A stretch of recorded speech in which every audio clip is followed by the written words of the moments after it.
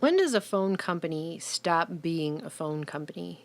There are some people that say AT&T and the NSA are virtually indistinguishable at this point. And a lot of other people just think it's their cell phone and internet provider, and that's it. There are some pretty large, lucrative contracts between the NSA and AT&T. But how far does it really go? Back in 2006, it came out that there were secret rooms that the NSA had built, black rooms, inside of what was alleged to be several AT&T locations along the West Coast. The most well-known of these is room 641A in the San Francisco office at the SBC Communications Building at 611 Folsom Street in San Francisco, which was known in internal AT&T documents as the Study Group 3 Secure Room. It's fed by fiber optic lines from beam splitters installed in fiber optic trunks carrying internet backbone traffic, which gives the NSA the capability to enable surveillance and analysis of internet content on a massive scale, including both overseas and purely domestic traffic.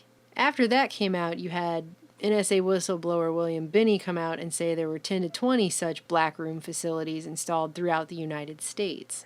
And I guess it shouldn't be too much of a surprise. I wrote this article back in 2015. In 1975, it actually came out that the NSA was spying on telegrams coming through the Western Union International office in New York City via a copier machine they had set up.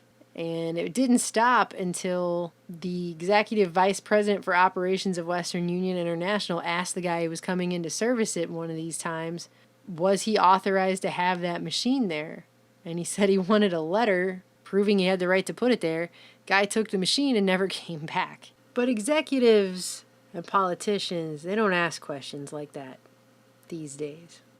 Just this past November, it came out, there are whole buildings that are basically leading double lives. One such building is known as Project X, or better known as Titan Point.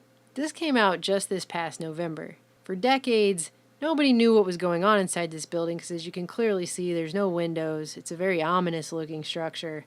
But everyone in New York City just knew it as the AT&T Long Lines Building, which they started building in 1969 and didn't finish it until 1974. Documents have since come out, and it's now been revealed that this building is also one of the most important National Security Agency surveillance sites on U.S. soil, a covert monitoring hub that's used to tap into phone calls, faxes, and internet data. They said there was one story that came out about the AT&T Long Lines Building back in '94, this story in the New York Times, which talked about it as being part of AT&T's worldwide intelligent network, and that if the nation's phone system is the human body, this building is its nervous system.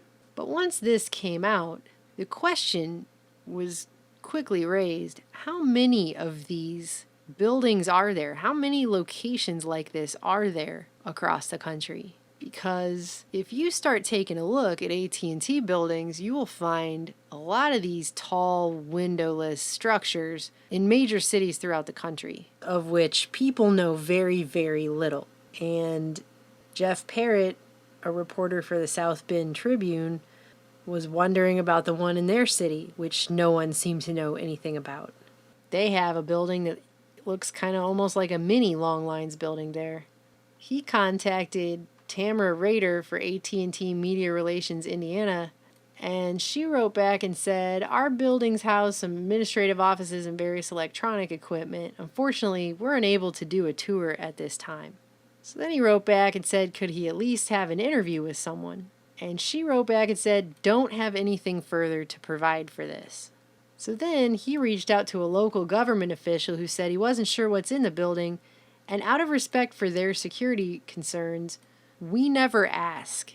So the government officials, they don't ask. They don't ask any questions. Was it okay for me to quote him saying that? No. They did a whole add-on to this building and made it look a lot like the other building back in the 70s when the Long Lines building was being built. This kind of building was being built all over the place. When I was telling Aaron about this, we just so happened to be on the road at the time.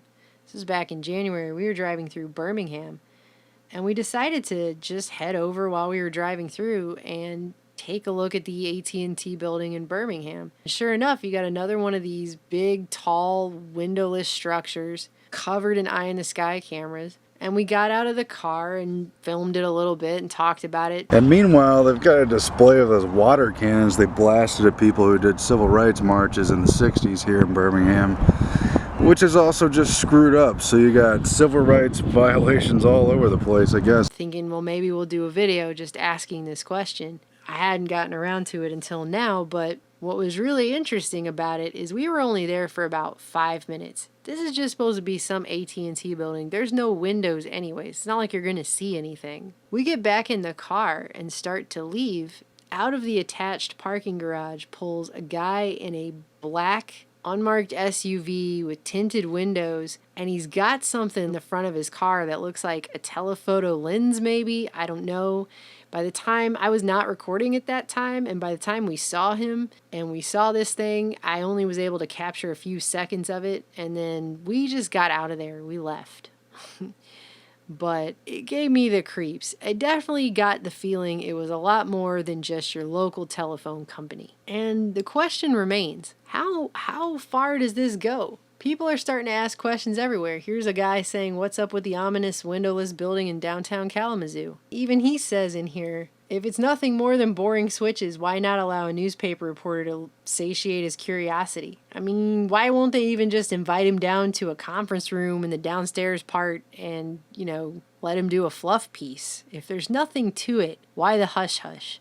The question isn't just how many buildings did they build for this purpose, because it's obviously hard to believe it's just this one in New York and that one room in San Francisco.